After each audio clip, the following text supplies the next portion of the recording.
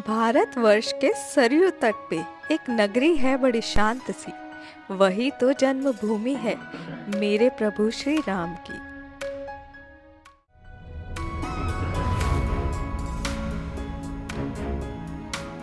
आ गए आप लोग। नमस्ते सभी को। हम हैं श्री राम की जन्मभूमि अयोध्या में। जैसा कि आप सभी जानते हैं, अयोध्या में श्री राम ने जन्म लिया और यहीं पे ही उन्होंने जल समाधि लेकर अपने जीवन को पूर्ण किया। तो हमारे साथ आप जुड़े रहिए इस जर्नी ऑफ श्री राम में, क्योंकि अयोध्या में हम हर उस जगह जाने वाले हैं जहाँ कभी श्री राम ने जन्म लिया, बड़े हुए, शादी की, एंड हाँ, हम आपको हर उस जगह लेके जाएंगे। तो देखते रहिए हमारे साथ जर्नी ऑफ श्री राम।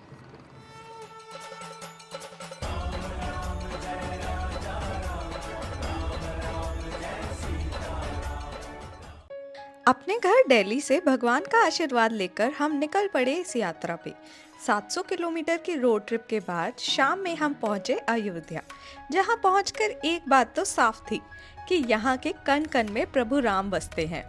अयोध्या में जाकर हमें शुरुआत करनी थी श्री राम की जन्मभूमि से, तो हम निकल पड़े आपको अपने साथ लेकर। मंदिर का निर्माण बहुत जोरों शोरों से चल रहा है और हम इंतजार नहीं कर सकते कि कब मंदिर का निर्माण पूरा होगा और हम फिर से आकर भगवान राम के दर्शन करेंगे। हम दर्शन करने के लिए पहुंचे तो वहां जाकर पता चला कि फोन, कैमरा, वॉचेस, इवन गाड़ी की चाबी कुछ भी अपने साथ ले जाना अलाउड नहीं है। तो हमने सारा सामान लॉकर में रखा, पर दर्शन करके हम आपके लिए मंदिर का प्रसाद जरूर लेकर आए हैं। अब चलते हैं दशरथ महल की ओर। ये वही महल है जहाँ जन्म के बाद श्री राम रहे थे। यहाँ चक्रवर्ती सम्राट और श्री राम के पिता दशरथ जी अपनी सभी पत्नी और बच्चों के साथ रहा करते थे। माता कौशल्या, माता केकई और माता सुमित्रा, जिनके पुत्र थे राम, लक्ष्मण, भरत और शत्रुघ्न, ये सब लोग साथ में यहाँ इसी महल में रहा करते थे। कथाओं के अनुसार यहीं इसी महल के आंगन में भगवान राम अपने भाई और मित्रों के साथ खेला करते थे। आज भी ये महल बहुत ज्यादा सुंदर है और अंदर सबकी प्रतिमाएं स्थापित है। इस महल में बचपन गुजारने के बाद श्री राम थोड़े से बड़े हुए। थोड़े बड़े होने के बाद श्री राम गुरु वशिष्ठ के आश्रम में जाके उन्होंने अपनी शिक्षा पूरी की थी। वो जो गुरु वशिष्ठ का आश्रम है वो माउंट आबू में स्थित है।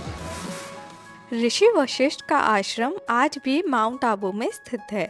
सतयुग में ऋषि वशिष्ठ ने एक बार महादेव की पुत्री अशोक सुंदरी के होने वाले पति नाहुष को और अन्य विद्यार्थियों को असुरों से बिना भय के बचाया था।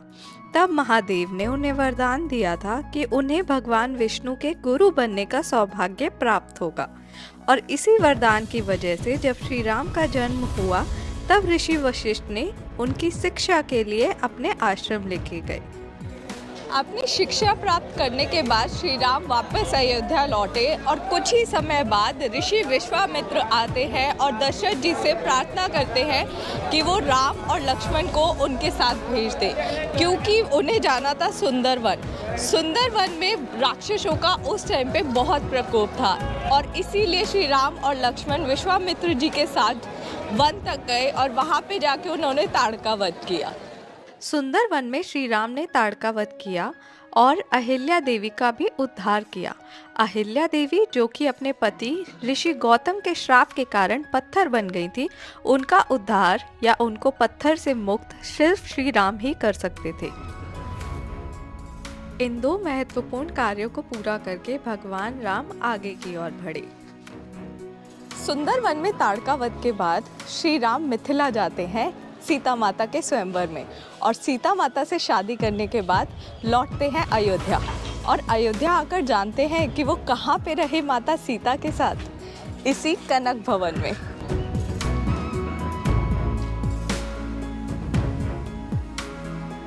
हम हैं कनक भवन के बिल्कुल बीचों बीच। शादी के बाद श्री राम और माता सीता ने 12 साल अपने यहीं पे बिताए थे। इस महल को देखकर ऐसा लगता है क्या सच में कभी सीता माता यहाँ रही थी और श्री राम के साथ वो यहीं घूमे होंगे। इस भवन के बारे में एक और बात ये है, क्योंकि ये भवन इतने सालों पुराना है, जब श्री राम ने श्री कृष्ण के रूप में दोबारा अवतार लिया था तो उस वक्त इस भवन की हालत थोड़ी सी खराब थी और श्री कृष्ण ने खुद से दोबारा इस भवन को रेनोवेट करवाया था। चलिए अब आपको ले चलते हैं सीता माता के चरण पादुका की ओर। यहाँ पे सीता माता के पैरों के चिन्ह अभी भी हैं।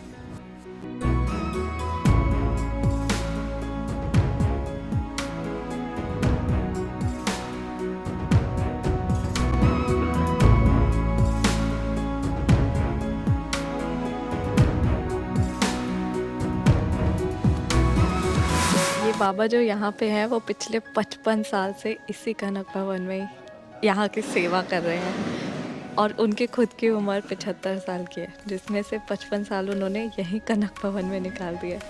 मतलब ऐसे लोगों को देखकर ऐसा लगता है कि हम तो बिल्कुल कुछ कर ही नहीं रहे हैं जीवन में। साल हो गया आपको? कैसा लगता है आपको यहाँ पे? अरे अरे क्या कहना है यहाँ पर, यहाँ तो बातें दूसरा है ना? हाँ, जहाँ देखे वहाँ श्री राम। श्री राम नहीं, और मंदिरों से यहाँ पर खूबी है। अच्छा, क्या खूबी? आप आए हैं, यहाँ कितना मन लग रहा है। हाँ जी। हाँ, हाँ, तो आप समझ लीजिए। सही बात है।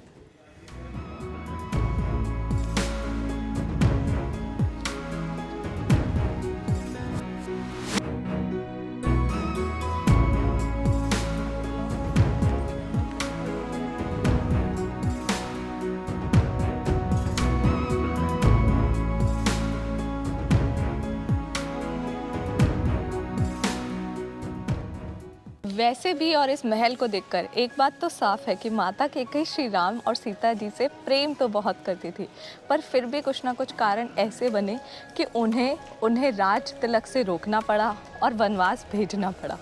हालांकि वनवास के बाद माता कैकेयी को उसका बहुत पछतावा था और उन्होंने श्री राम से क्षमा भी मांगी और उनको बोला कि वो उनको एक बार और माता बनने का सुख दे। और श्री राम ने बदले में उन्हें वचन भी दिया कि वो जब भी अपना अगला जन्म लेंगे वो माता कैकेयी का पुत्र बन के लेंगे, पर उन्हें माता का कोई भी सुख नहीं मिलेगा। और आप जानते हैं कि कौन थी माता कैकेयी अपने अगले जन्म में? वो थी श्री कृष्ण की माता देवकी। देवकी जी ने उन्हें जन्म भले ही दिया था, पर जो भी माता होने का सुख था वो सब यशोदा माता को मिला था। ये तो समझ आ गया कि माता सीता और श्री राम यहाँ रहे थे, पर ऐसा तो है नहीं कि वो महल से बाहर नहीं गए होंगे। तो हमें कुछ ऐसी जगहों के बारे में पता चला है जहाँ सीता माता और श्री राम जी कुछ वक्त बिताने और घूमने जाया करते थे। तो अब हम आपको ले चलते हैं उसी जगह। हमारा नेक्स्ट डेस्टिनेशन है मणि पर्वत। यहाँ पे भगवान श्री राम और सीता माता सावन में झूला झूलने आते थे।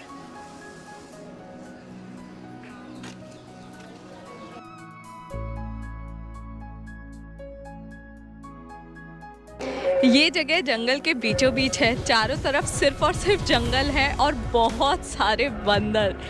मान्यता है कि मणि पर्वत पर ही भगवान राम ने माता सीता के साथ श्रावण मास की तृतीया तिथि को यहाँ आकर झूला झूला था एंड उसी दिन को हरियाली तीज के नाम से मनाया जाता है।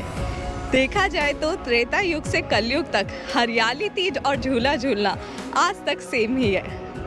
अयोध्या में माता सीता और श्री राम की जर्नी यहीं तक थी। उसके बाद माता कैकेयी ने उन्हें वनवास भेजा और वो चल पड़े अपनी आगे की यात्रा पे।